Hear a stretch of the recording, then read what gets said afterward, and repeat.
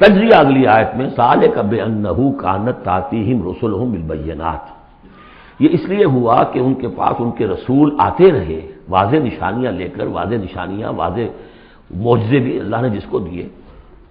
فقالوا، تو انہوں نے کہا اب بشر یہدوننا، کیا بشر انسان ہمیں ہدایت دیں گے؟ فکفروا، اس پر کفر کیا انہوں نے، وتولوا، اور رخ پھیر لیا، گردن موڑ لی۔ واستغنى اللہ، اللہ بھی غنی ہے، اللہ تو غنی ہے ہی ہے، واللہ غنی حمید، اللہ غنی ہے، حمید ہے۔ اللہ نے بھی کہا دفع ہو جاؤ، جدھر جانا جاؤ۔ اب یہاں آیا بہت باریک نکتہ، شاید آپ کو بھی وہ برا لگے، اچھا نہ لگے۔ دیکھیے، ایک ہی بیماری ہوتی ہے، وہ کبھی کسی شکل میں ظہور کرتی ہے، کبھی کسی شکل میں ظہور کرتی ہے۔ وہی کینسر ہے، اس کی کسی جگہ جا کر کوئی سیکنڈری بنے گی تو اس کی کچھ اور شکل ہو جائے گی، کسی اور ٹیشو میں کسی اور جگہ جائے گی تو اور شکل ہو جائے گی۔ بیماری یہی ہے کہ جب رسول آتے تھے تو لوگوں نے کہا یہ تو بشر ہیں، رسول کیسے ہو سکتے ہیں؟ سمجھ میں آ رہا ہے؟ یہی بیماری آئی بعد میں، جس کو رسول مان لیا، یہ بشر کیسے ہو سکتے ہیں؟ کوئی فرق ہے اس میں؟ وہاں بشر سامنے تھا، ہاتھ پاؤں والا، اس کا بیٹا ہے، اس کا پوتا ہے، اس کا پڑپوتا، ہم جانتے ہیں اس کو، کون ہے یہ وہی تو ہے نا، بشر سامنے تھا۔ بشریت کی بنا پر رسالت کا انکار، نبی کیسے ہو سکتا؟ اور جس نے نبی مان لیا، خدا بناؤ یا تو اس کو خدا کا بیٹا تو بناؤ کم سے کم، اور نہیں تو کم سے کم بشریت سے تو نکالو اس کو۔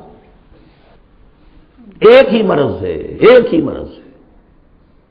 آخر یہی کوئی تو وجہ ہے نا، قرآن کتنی دفعہ کہلواتا ہے قل انما انا بشر مثلکم یوحی الی انما الہکم الہ واحد۔ آخری آیت ہے سورہ کہف کی، اے نبی کہیے، ڈنکے کی چوٹ کہیے کہ میں ایک بشر ہوں تمہاری طرح کا۔ ہاں وہی ہوئی ہے مجھ پر کہ تمہارا الہ تو ایک ہی ہے، اور وہ الہ اللہ ہے۔ فمن کان یرجو لقاء ربہ فلیعمل عملا صالحا ولا یشرک بعبادۃ ربہ احدا۔ البتہ ایک دوسری انتہا بھی ہمارے ہاں ہے، کچھ لوگوں نے اس نقطے کو ایمفیسائز کرنے کے لیے، جیسے ہم بھی کبھی کسی بات پر زور دینے میں کبھی کوئی لفظ ذرا مناسب سے ہٹ کر غیر مناسب لفظ ہم استعمال کر بیٹھتے ہیں۔ ہمارے بزرگوں سے بھی ہوا، کسی نے کہا بڑے بھائی بنا دیا، کسی نے کوئی اور مثال دے دی، ایسی بات بھی نہیں ہے۔ نبی کے بعد خصائص ایسے بھی ہیں کہ جو واقعتاً عام بشر کے نہیں ہیں۔ یہ حدیث بھی تو محمد رسول اللہ کی صلی اللہ علیہ وسلم،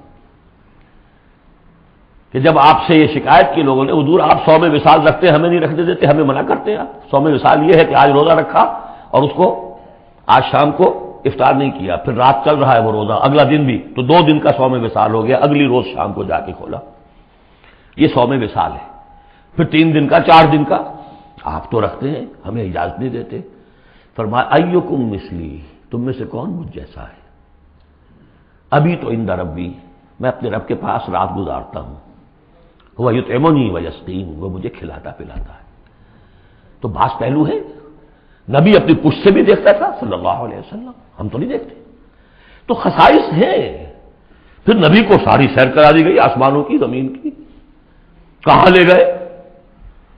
عند سدرۃ المنتہی، عندہا جنت المأوی، اذ یغشی السدرۃ ما یغشی، ما زاغ البصر وما طغی۔ تو یہ معاملہ بھی نہیں، لیکن بنیادی طور پر وہ انسان ہے، انسانی عواطف و میلانات بھی تھے۔ چوٹ لگتی تھی تو درد ہوتا تھا، زخم کا وار لگا ہے تو اس پہ سے خون کا فوارہ چھوٹا ہی چھوٹا ہے، بچہ فوت ہو رہا ہے تو آنکھوں میں آنسو آئے ہی آئے ہیں، کبھی بددعا بھی نکل گئی ہے۔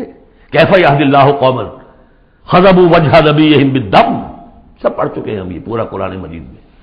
لیکن یہ ہے کہ رسالت کا انکار بربنائے بشریت اور بشریت کا انکار بربنائے رسالت، یہ دونوں چیزیں غلط ہیں، اور یہ ہم وطن ہیں۔